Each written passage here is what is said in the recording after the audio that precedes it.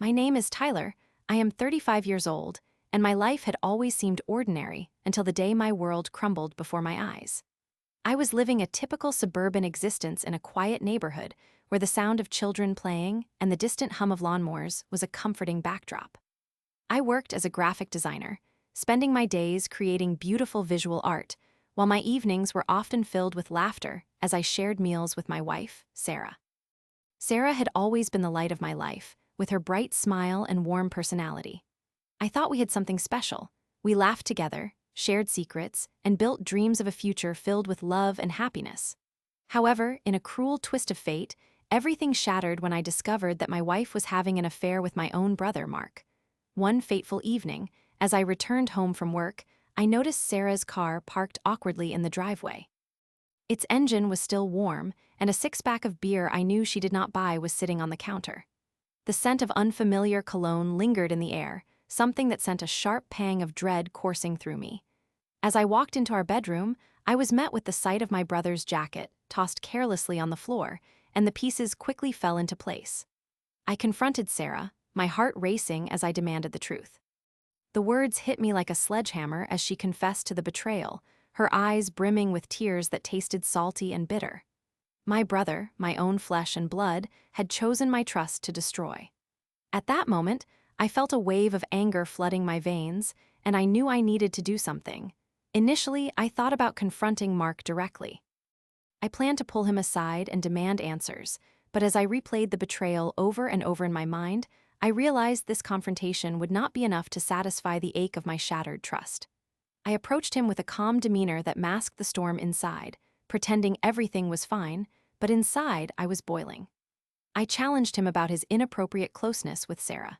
He downplayed it, laughing it off as brotherly connection, claiming I was imagining things.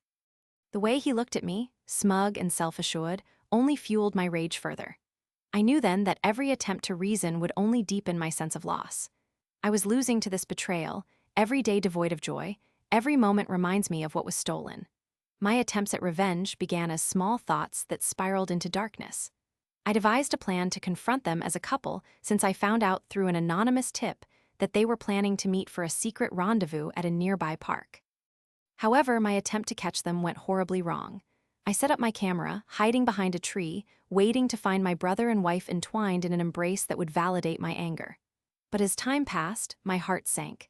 They never showed. Instead, a couple of teenagers wandered past, giggling and making fun of others. My heart plummeted as I was reminded that I was all alone in this fight. I mistook the park for my vindication, but it became a testament to my failure. I felt utterly defeated, with no way to reverse the heartache. The anger began to consume me completely. I started losing interest in the work I once loved. My friends noticed my unnatural silence and the bags under my eyes, but did not realize that I was plotting my revenge against those who had wronged me. I spent countless sleepless nights writing down every awful thought, every betrayal I could conjure. I realized that I could hurt them in a way they would never expect. I decided to expose them, not just as a deception between husband and wife, but as a tainted story of family. I began contacting family members, letting them know about Sarah's fractured fidelity with Mark. At first, I felt liberated as I shared the news. However, Mark retaliated by painting the picture of an envious brother who could not see the injustices taken against him. I felt afraid and humiliated as my own family questioned my truth. It left even deeper wounds than I had expected and threatened to unravel everything I had worked for. No matter how many people I reached out to, Mark's charm ever so easily swayed them against me. I felt as though I dug my own grave, and the darkness inside me grew heavier. At this point, defeat seemed to hover just outside my reach. I felt imprisoned in my anger and frustration. It soon became clear that my plan to expose them had backfired, and now I was left with nothing but an aching heart and a sense of despair, stripped of my dignity. But there was a flicker of hope. I gathered my thoughts and resolved that the end was not how I would define my journey. I needed a final chance to reclaim my life. Together with a close friend, who simply could not watch me unravel, we brainstormed ideas to put an end to this madness once and for all. I devised a scheme that would shine the spotlight on their betrayal in a way they would never expect. My friend helped me set up a group dinner with family, strategically including both Sarah and Mark.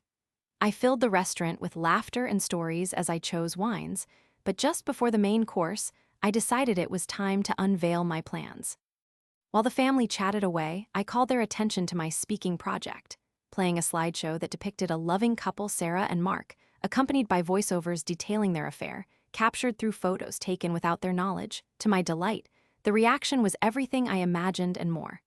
Gasps filled the room, and Sarah fell silent, her face paling as the realization sank in.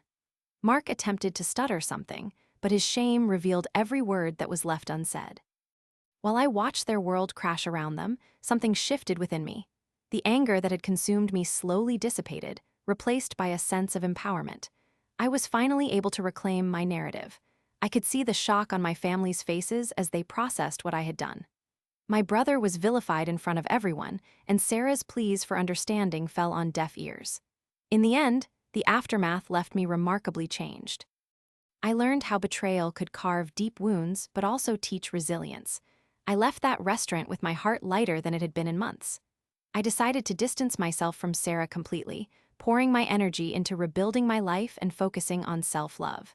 As connections faded, new ones emerged. I found new friends who could help me move forward. Mark was no longer my brother. I realized that true family is built on trust. Revenge had morphed into liberation, and I emerged stronger for it. Life goes on, and while the scars of betrayal remained, they now served as reminders of my strength in overcoming the darkness that threatened to consume me. Uncertainty was all around me, but the dawn of a new life awaited just beyond the horizon.